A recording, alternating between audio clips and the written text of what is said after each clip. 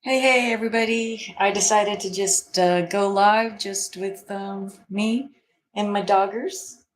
Some of you know my dogs. Um, and if you've watched my YouTube channel, you know that Bugsy passed away in November. So I'm down to 6. This is what I do every morning is, I know it's kind of late for morning, but every morning I do some doggy time, and they actually get really upset if they don't get to sit with me um, in bed.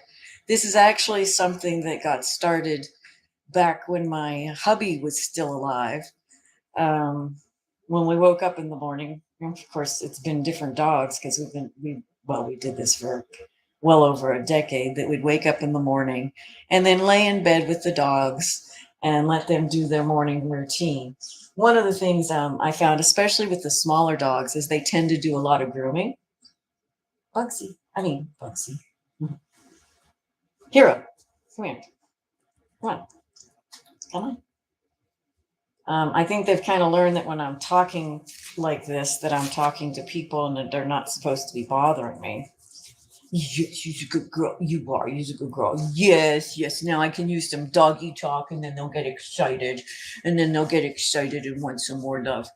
I was really surprised because I heard someone say that they'd like to have a small dog, but they didn't think that small dogs were friendly. And whereas, big dogs think they're lap dogs and they sit on your lap. And I was like, no, I says, if you think that, you've definitely haven't actually interacted with small dogs. Now, often small dogs are don't like strange people. They're very,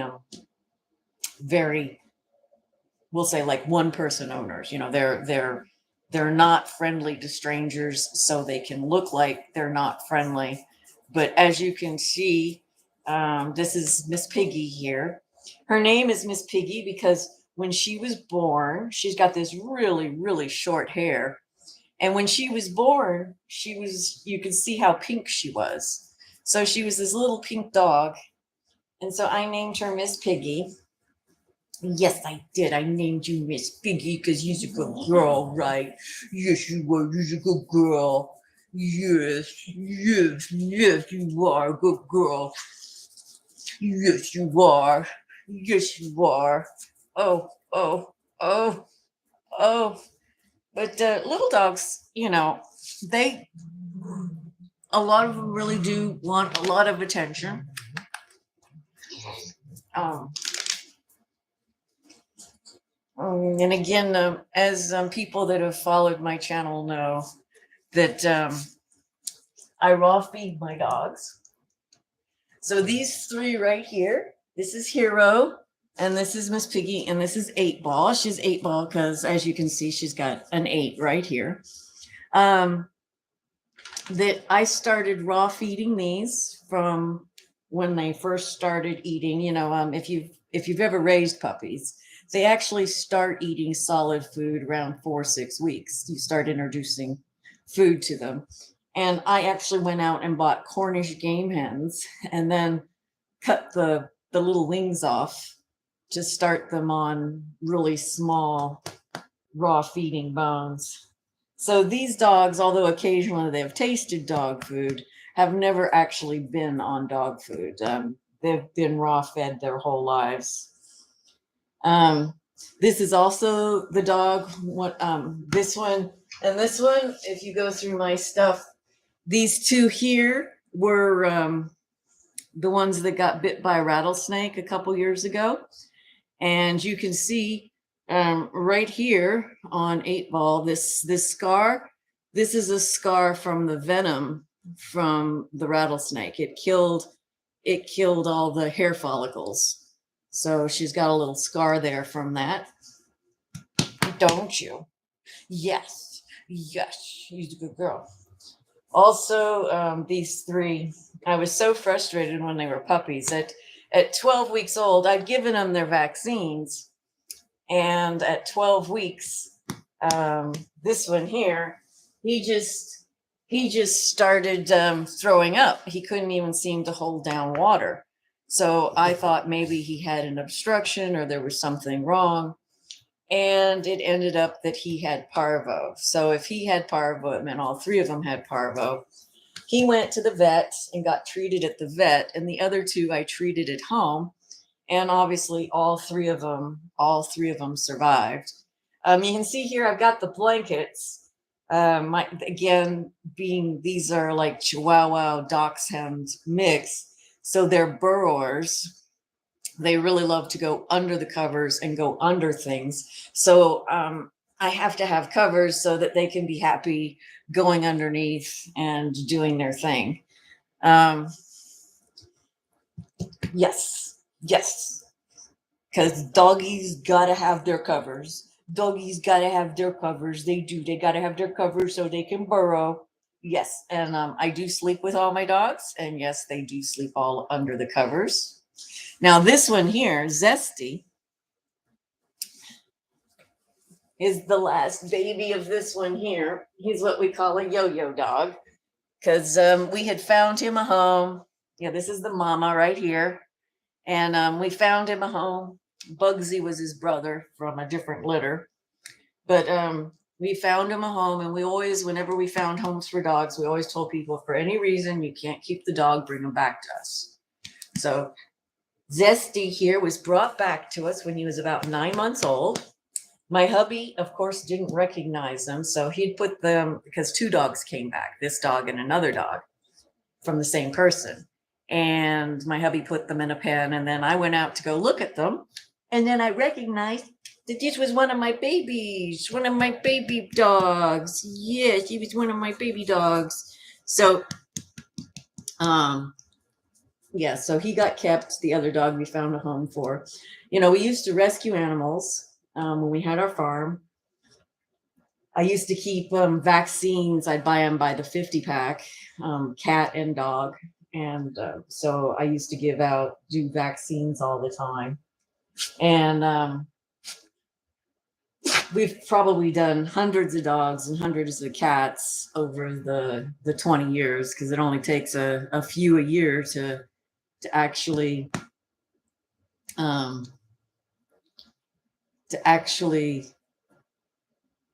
add up. You know, if you did just 10 a year over 20 years, and 10 a year is only not even a dog a month or a cat a month, and we did a lot more than that.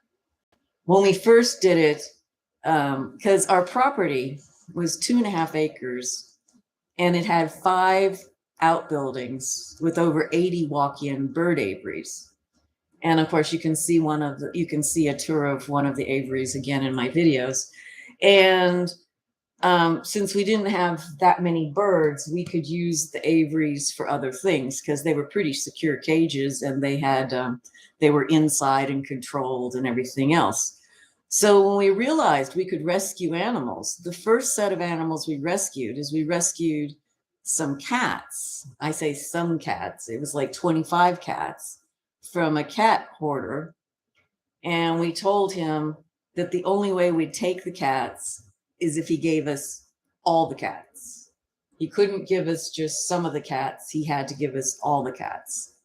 So in addition to it being 25 cats, it was also like 4 or 5 pregnant cats and kittens, and it was a lot.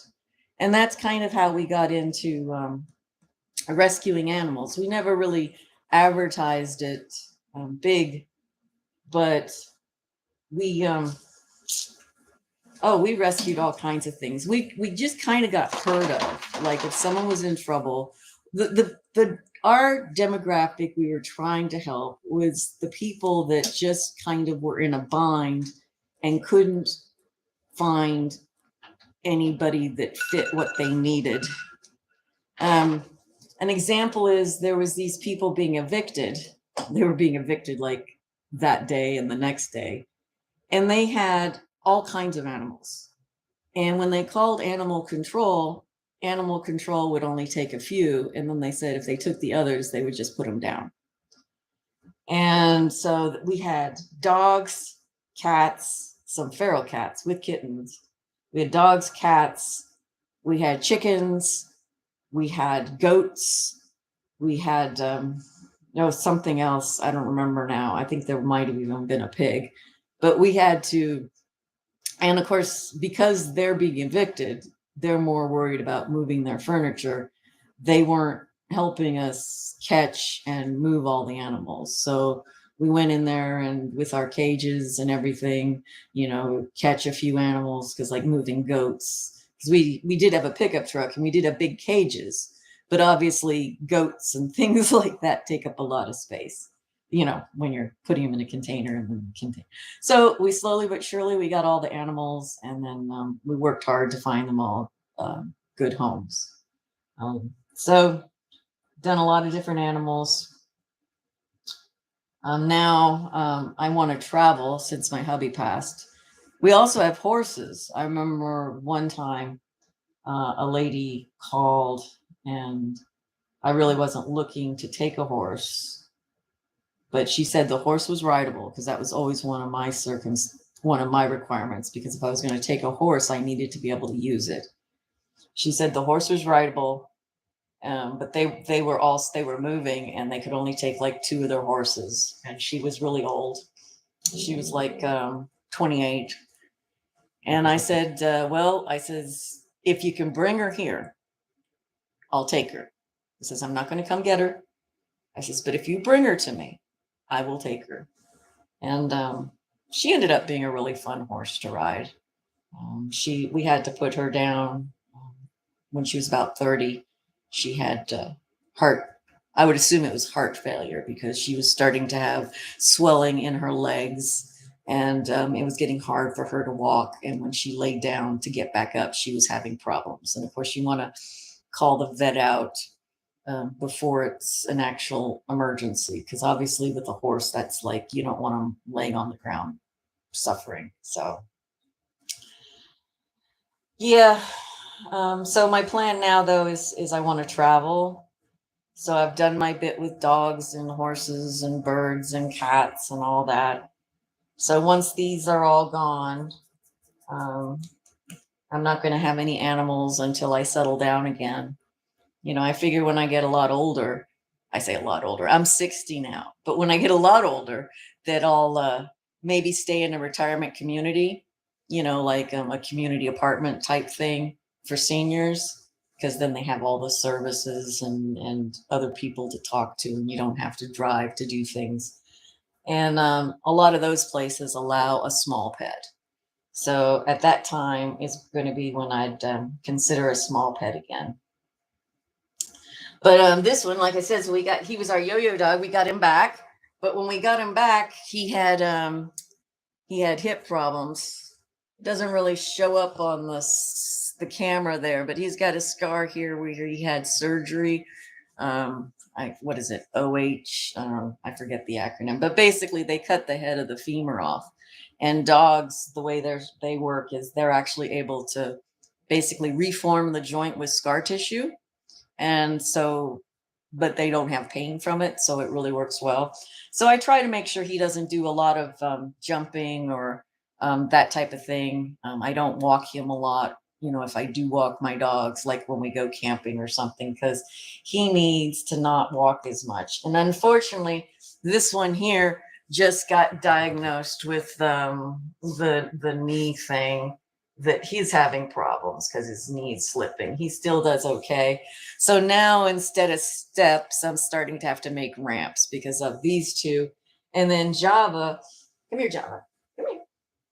She has had her baby again. This one's her baby, but one of our other babies, Jade, she passed away in 2019. She passed away from a collapsed trachea, and she'd been living with it for a while. And so I took her in shortly after that and had an x-ray done, and she has a collapsing trachea. You can see the area that's collapsed, because apparently the trachea is held open by cartilage that's a lot like a slinky. So it just comes to a point where it'll kind of just flatten out, like the way you can flatten a slinky. And when that happens, she'll just not be able to breathe. So I thought she would pass away before my hubby, because that was diagnosed a long time ago. But now here it is, all these years later, and she's still doing really good. She's definitely getting older. She's 13. These babies here that I call babies, these are, my youngest are 7, so they're all getting up. But she doesn't get as much oxygen sometimes. You can hear her wheezing.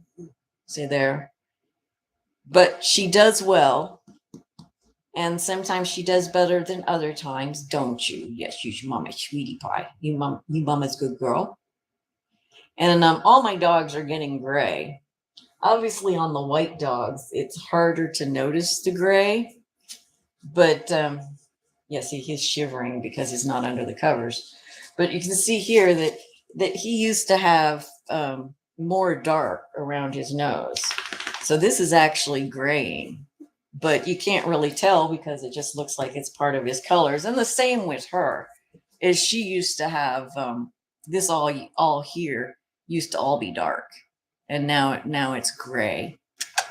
And she got gray in her hair. She got gray in her hair.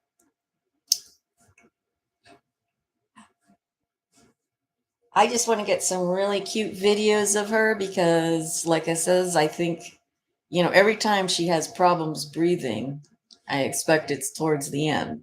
And then suddenly she gets better again. So she's doing really well.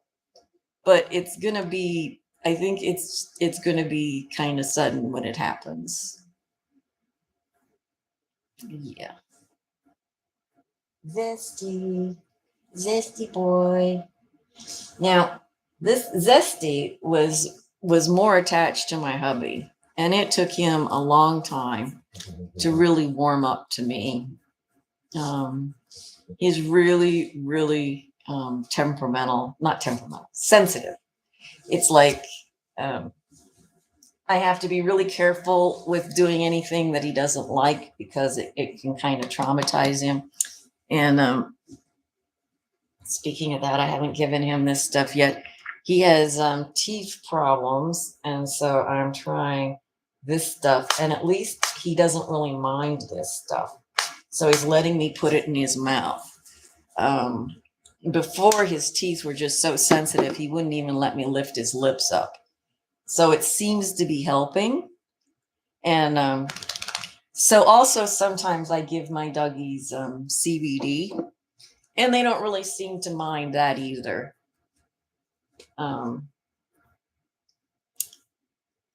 Generally speaking, I just give them 1 or 2 drops of this because this is high potency CBD. And oops, she says, maybe I don't want that, Mama. Oh, really? And I just put it on their gum. Oh, but 8-Ball says, I do, Mama. See, she's licking her lips like she knows what it is. There you go. Good girl. How about you, Hero? You want some? And I do find that the CBD will calm the dogs down a little. And as you can see, I didn't really use a whole lot. Yeah. Miss Piggy Wiggy, did you want some? See, they all know the smell, so they know what it's going to be. And if you have dogs, if they really didn't like this, that giving it to them would be really hard because if you've ever given your dog medicine they don't want, like there's been times that I've given the dogs morphine. Morphine is safe for dogs, and they don't they don't like the taste of morphine. So if you give them morphine, then they start, and then you're going to give it to them again, and they know what it is. They're not as cooperative. They're really not. No, they're not.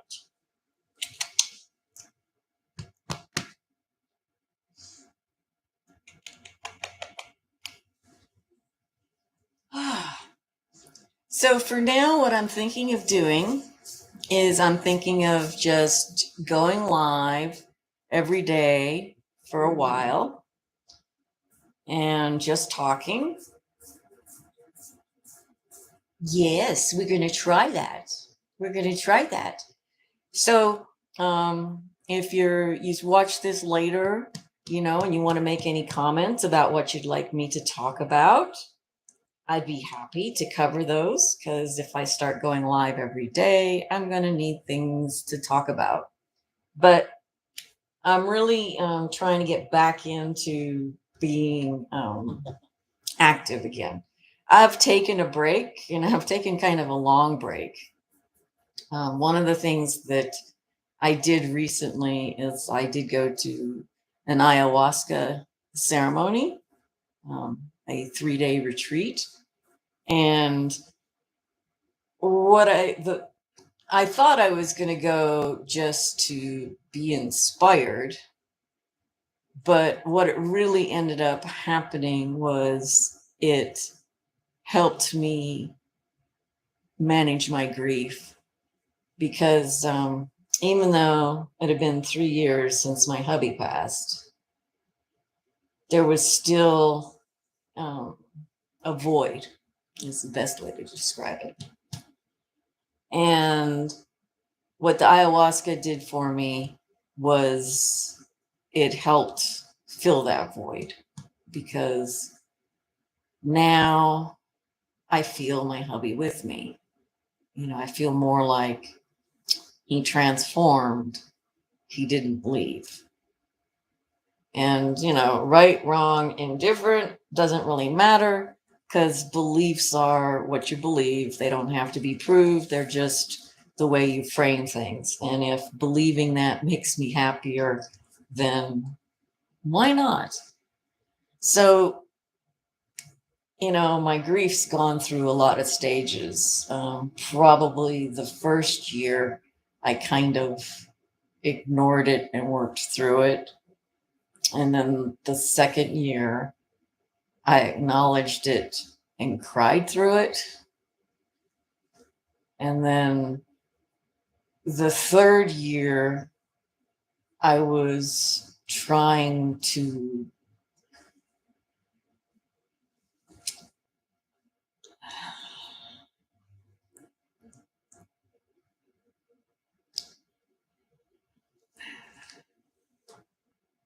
find a way to fill the hole, I guess, that I didn't even know was there.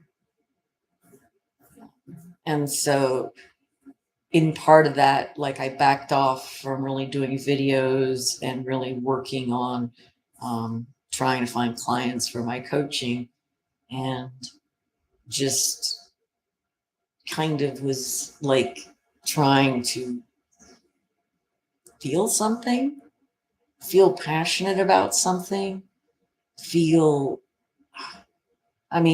I do have a lot of passion and a lot of joy in my life, but I was kind of stuck, I guess. And I was stuck because I had that hole, but I couldn't really see the hole, so I couldn't fix it. And the ayahuasca brought it out, and the ceremony did what it needed to do and fixed my brain. And that was back at the beginning of May. And I feel so much more at peace and even more joy.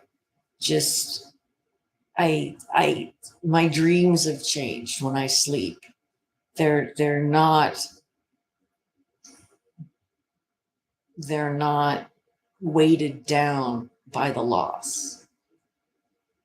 Because although I would dream and have dreams with my hubby in it, usually they still revolved around him being sick in the dreams. I mean, we were having fun and doing things, but he was still ill. So now when I have him in my dreams, it's just him in my dreams the way he was always in my dreams, which is different. It has a different feel. You wake up with a different feeling.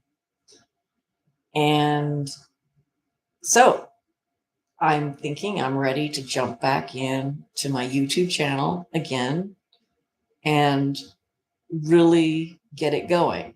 Um, I did a little thing the other night, and I realized one of the ways I'm fulfilled is by helping others. But believe it or not, I'm actually an introvert. So although I love doing videos and being out there that way, that gives me kind of that little bit of distance. I don't actually really enjoy large crowds for long periods of time. I find that draining.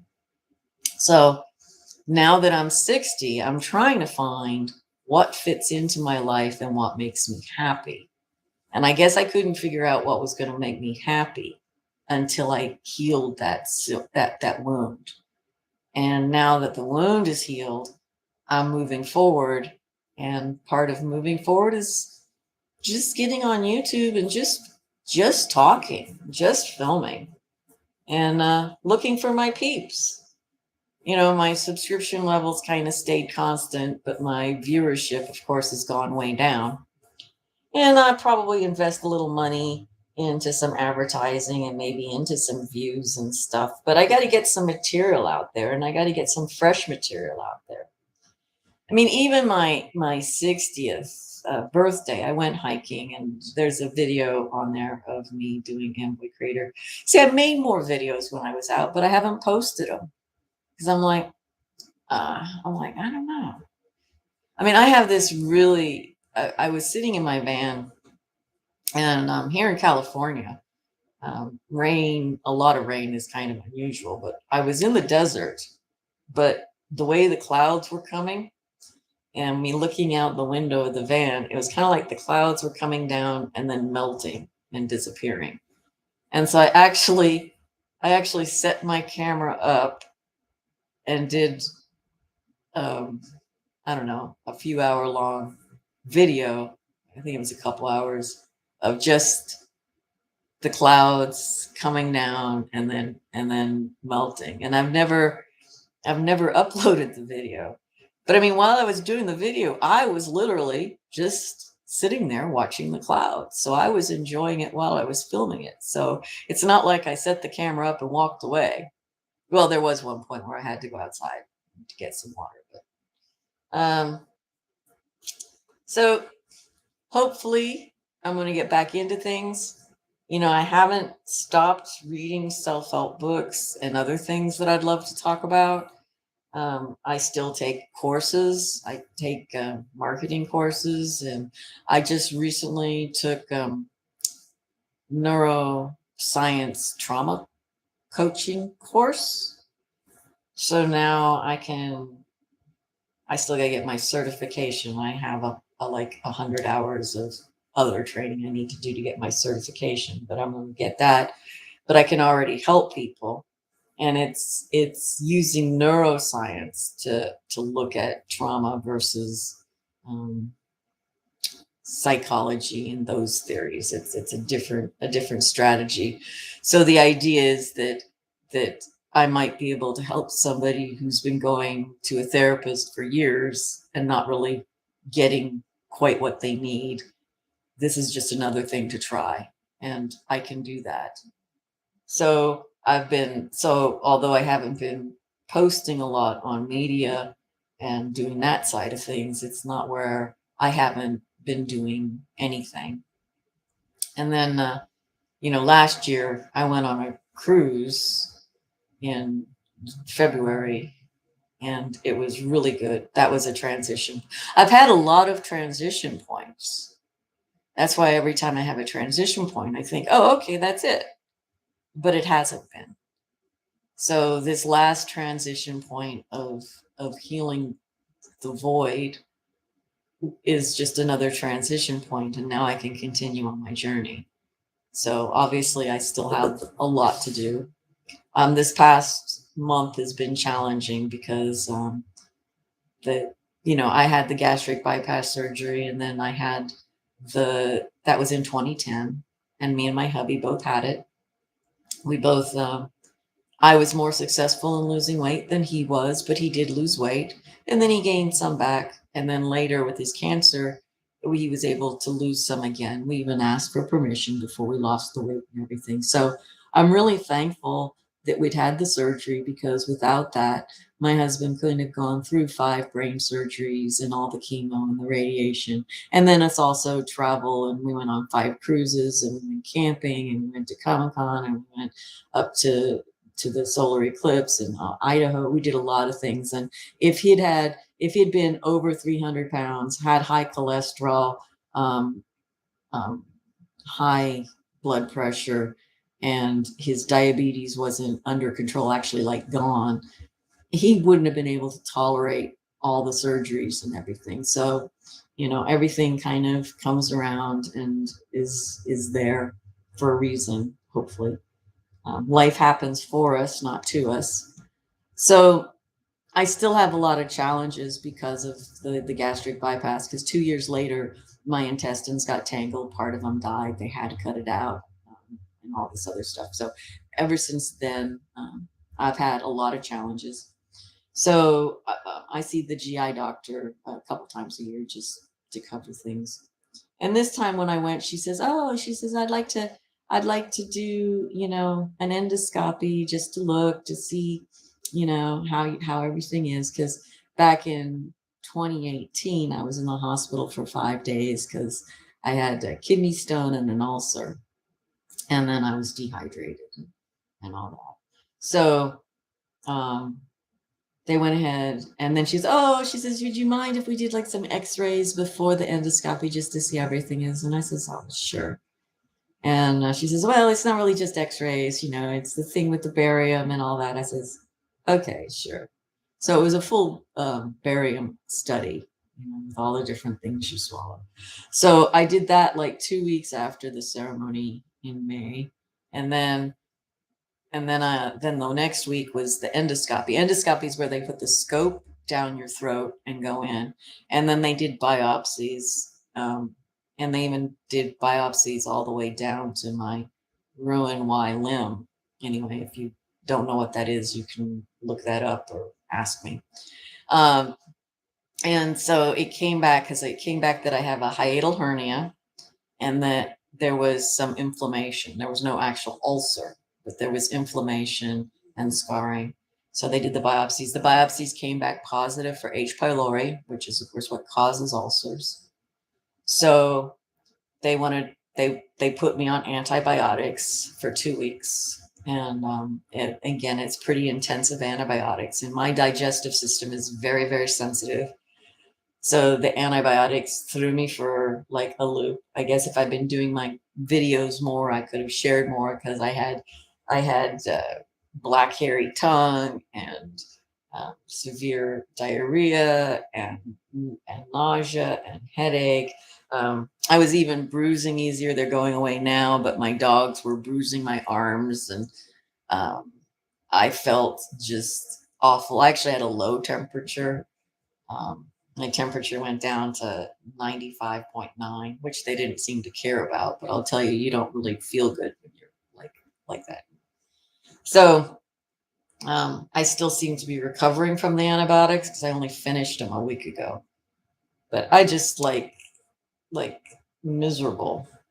So so I had so the barium study kind of sucked, because you do all that barium. Yes. And then the endoscopy.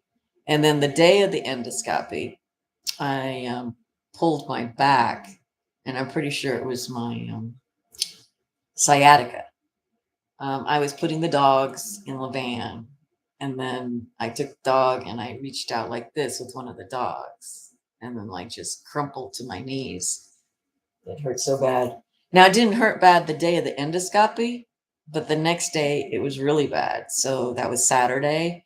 And then that Sunday, it was so bad because, I already talked to the nurse and everything. Because I can't take NSAIDs, because, again, of my stomach, can't take NSAIDs at all, not even just occasionally. So I had to go to the emergency room because it was that bad. And then, so they put me on a slew of drugs. They put me on, Vicodin and prednisone, and then I had a muscle relaxant, and then they gave me a shot in my arm. This was another steroid to help because for the inflammation, since I can't take NSAIDs. So I had all those drugs. I finished all those drugs, and then that's when the biopsy came back, and then the prescriptions got mailed and all that. Then I was on the antibiotics for 2 weeks. So it was like a month, over a month of just like not feeling myself because of the drugs and the back pain. The only thing that really helped with the back, believe it or not, was walking. I walked more that week than I think I've ever walked in my life, to be honest. Because, I've had my Fitbit for, I don't know, 7 years or so. And the only thing that really seemed to help was, I would get up, I would lay down and then get up and walk, and then lay down and get up and walk. On those days, one day I even got 25,000 steps. So those days I was walking like 10 miles every day. I don't normally walk 10 miles every day. And it was a slow walk. So I was walking for many, many hours because it's just what seemed to make my back feel better. So that did not put me in a mood to start something new. But today I'm feeling pretty good because I've had a few physical therapy appointments since then, and all those meds are all out of my system, and I'm ready to start something new. So that's why I'm here. I'm doing my videos and my Doggies. They're not being very active because I'm talking to you all. So I guess if I want my Doggies to be more active, I have to talk to them. Sometimes.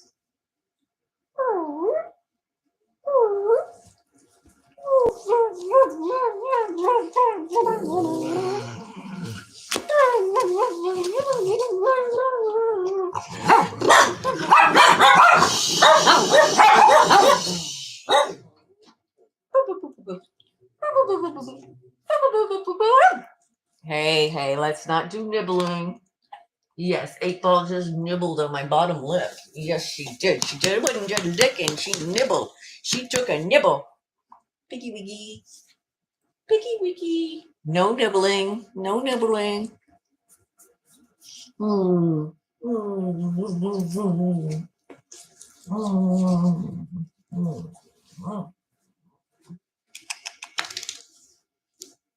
Hi, hero. Hi, hero. We got dogs. We got piles and piles of dogs. Oh, yeah. One time when I called the nurse, I was having pain like right here, and I wasn't really noticing it. But see, I was telling her, well, when the dogs were stepping on me, I was getting upset, and I was like flinging the dogs off me. And and then I realized I was doing that because they were hurting me. And I said, so I know it's hurting more than normal because normally when my dogs walk all over me like that, I don't care. Isn't that right? You're right. You're right.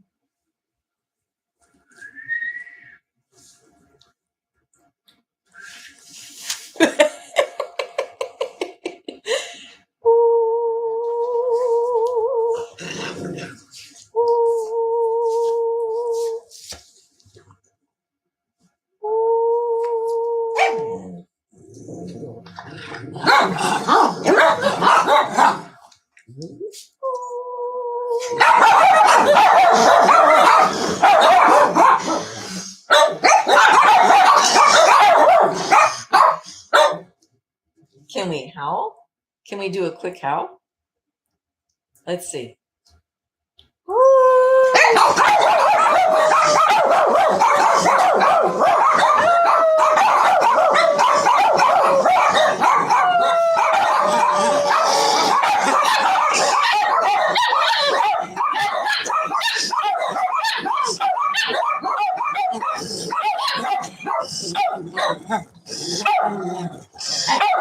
No.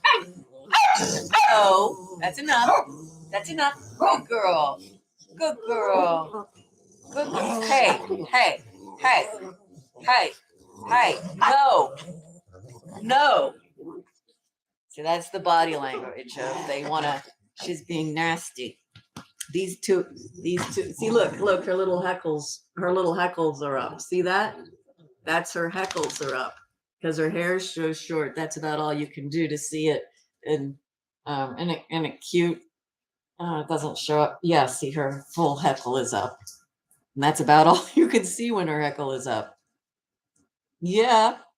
And now, is her heckle down? See, now when you look at her, you'll see that it's down. You don't see that different color there. Yes. So I knew she was getting a little too serious. Java Bean. Java. You mama's girl. You mama's old lady. You mama's old lady. You mama's old lady. Are you a good girl? You are a good girl. Mm-hmm. Mm-hmm. Mm-hmm. Mm-hmm. Yeah. Yeah. That's my babies. That's my baby dogs. That's my baby dogs. Yes, Mama loves her baby dogs. She does. She loves her baby dogs. She loves her baby dogs. Yes, she's a good girl. She's a good girl. Ooh. Ooh. No. No. No. And see, there goes her heckles again. No. 8-ball. If you don't settle down, Mama put you up. Or the other thing I can do is go grab the water bottle. But see there, her heckles are down again. Yeah, but she put her little heckles up. She was saying, I ain't going to put up with that. I ain't going to put up with that. Oh, how fast can you wag that little tail of yours? How fast can you wag that little tail of yours? Oh, too fast for the screen. Too fast for the camera. Oh my. Oh my. Oh my. No. No. Hey, you better settle down. If you can't play nice, Mama put you up. Yeah, you can't play nice, Mama put you up. Oh, oh, oh, oh, oh, yes. Oh. Mama dog gonna do some playing. Mama dog gonna do some playing.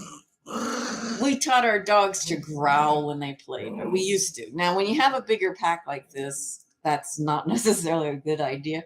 But if you only got 1 or 2 dogs, which is how we start. Hey, no. Which is how we started out, me and my hubby.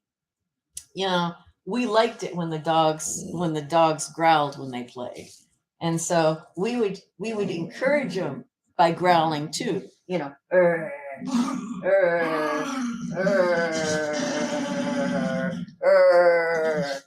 yeah.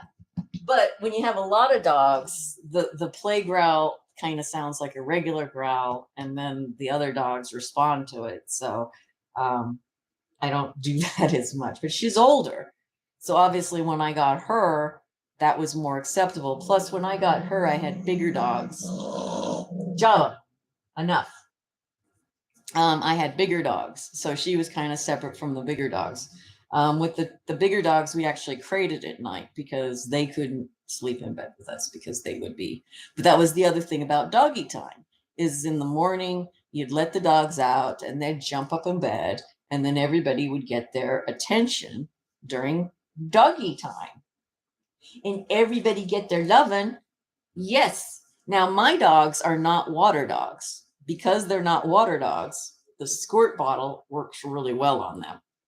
So it's something that I always keep around.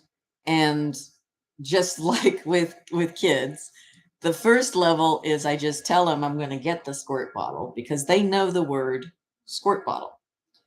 And then the second level is that I hold the squirt bottle up and they know what it looks like. And then the third is they get squirted. So I don't just usually squirt them, right off. I go through stages. Dogs, I think, are so much smarter than well, okay, me being 60, back in the 70s, they kind of says, animals are dumb, humans are great. Humans are wonderful because we use tools and we have communities and we mourn you know, and now we found that, obviously many animals actually seem to do the same thing. And as far as the mourning goes, um, that even I think even animals, there's certain animals that do mourn to some degree. But when I was a kid, I was kind of taught, nope, animals are dumb. Animals, they're just animals. They don't know anything. But even they've even studied chickens, and like chickens have 30 different cries. And one of the things that I found so amazing is when we would be someplace like at the swap meet in particular, but also, of course, on the farm, is that if a bird flew overhead, there was a certain chicken call that they would say, and the chickens would like treat it as a warning, and they would freeze type thing.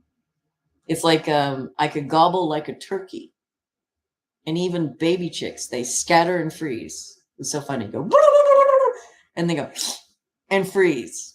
And so there's things that animals know instinctually, but they also do communicate. And the thing with the bird flying is sometimes we had cockatiels with us. And like if the cockatiel, like I'm holding a cockatiel and it would like fly off my hand, the chickens would do the warning call.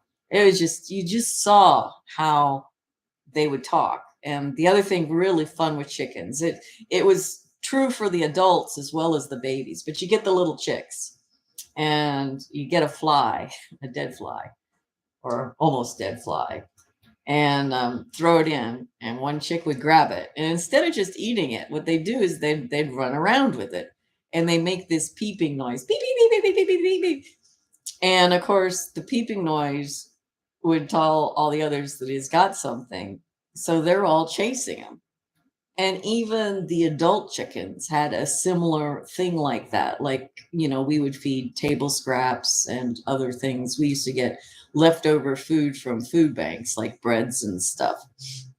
And if it was, you give a chicken a treat, they'd put it in their beak and they'd make that call, and then the other chickens would chase them. So even something as dumb as a chicken would have communication and language, communication and understand and interact with their environment and that type of thing. Oh, and if you're curious, like if you buy eggs and you get like cage-free eggs or something, and you notice there's spots on the eggshells. If there's spots on the eggshells, that comes from the chickens eating bugs. I learned this because I had a turkey, and she always had spots on her eggshells, but she was having problems like walking, and she was getting picked on. So I put her by herself in this small pen. Well, this small pen had no bugs.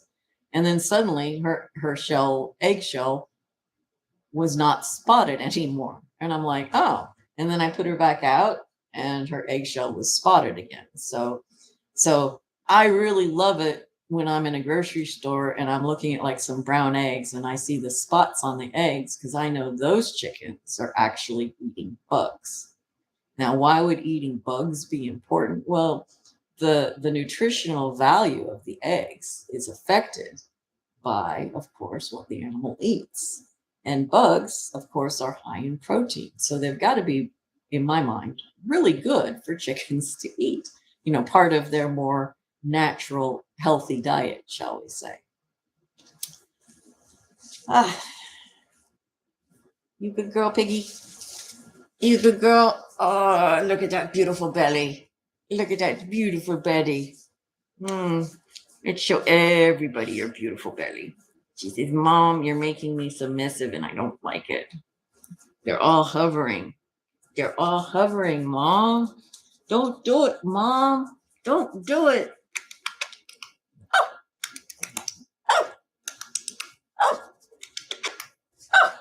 She says, that's enough kissy noises, Ma. That's enough kissy noises, Ma. Settle down. You're getting attention just like everybody else. Stop being a brat.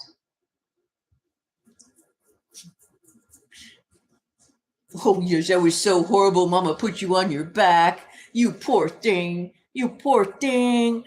Oh, thank you. Thank you for that wonderful sneeze. I needed that. I did. I needed that wonderful sneeze. I did. I needed that wonderful sneeze because who doesn't like being sneezed on by a dog? Oh, you are a good girl, but you are being a pain. You know what? You might end up in the crate on the next video. Or Mama put you in the crate right now? Huh? Or does Mom need to get the water? Get the squirt bottle? Come here, Hero. Hero's turn. Hero's turn.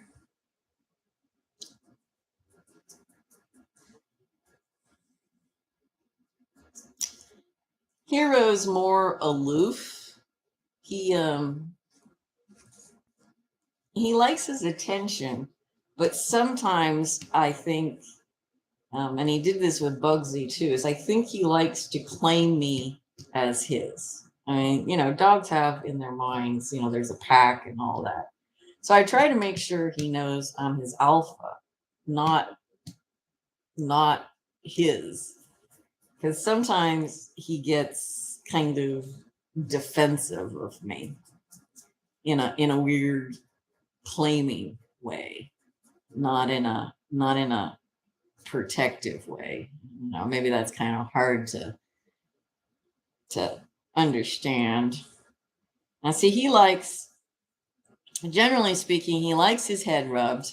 And I don't know if you can see it, but he's really, really leaning into my hand as I scratch his face on the side. It's a side away from the camera, but he's really leaning hard into that. Sometimes I'm surprised at how hard a dog wants you to rub on them. Yeah, he's really leaning into that. So I figure if they're really leaning into it, they must be enjoying it, right? Yeah. Now, he sometimes likes his butt rubbed, but I'm not sure if he finds hey, huh? Okay, we're going to put you up because you are just causing a pain right now. Go ahead and say bye to everybody. Say bye-bye. Yeah, she's a good girl.